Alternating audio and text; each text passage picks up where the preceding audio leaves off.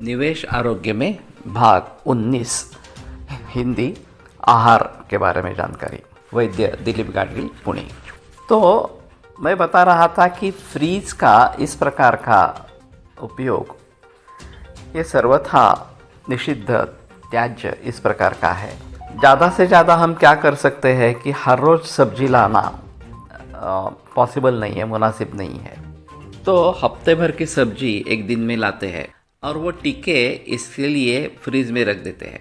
लेकिन जब उससे सब्जी बन जाएगी, अन्न तैयार हो जाएगा, तो वो आइदर ख़त्म करना है कि शाम के भोजन में वो पूरा ख़त्म हो जाए, उतना ही पकाइए, ये बेहतर ऑप्शन है। अगर शेष रह जाता है तो अगर किसी को दान दे सकते हैं तो दान देना है, उसी रात को देना है, दूसरे दिन नहीं देना है। अगर कोई काम वाली वगैरह आपके घर पे आती है और वो ले जाके लाने के लिए तैयार है तो उसको सौंप दे, वो बेहतर ऑप्शन है।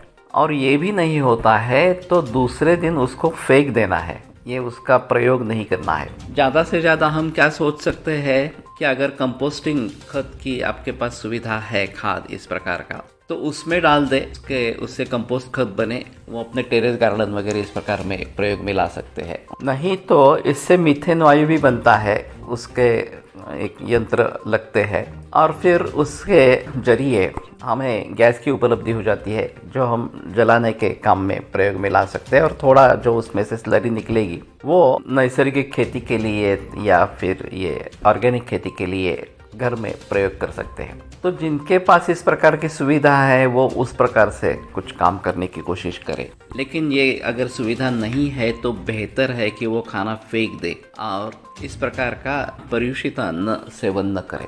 इसमें महत्वपूर्ण मुद्दा ये है कि देह आहार से बनता है और इसलिए समीक्षा हितमश्नीया, अच्छी तरीके से समीक्षा करके जो हित है उसका ही सेवन करना है। तो ये जाहिर है कि हमें खेती की तरफ ध्यान देना पड़ेगा, क्योंकि अन्न का निर्माण तो खेती में बेसिकली इस प्रकार का होता है। अब ये जो बीच में श्वेत क्रांति और या धवल क्रांति और हरित क्रांति हुई, पूरे विश्व भर में उसका प्रचार प्रसार इस प्रकार का हुआ। इसमें उत्पाद ज़्यादा बढ़ाने के लिए ये संकरीकरण आ गया और जो बीज बेचने वाली कंपनियां हैं उन्होंने हर बरस किसान उनसे ही बीज खरीद करे, इसके लिए उसको निर्बीज बना दिया।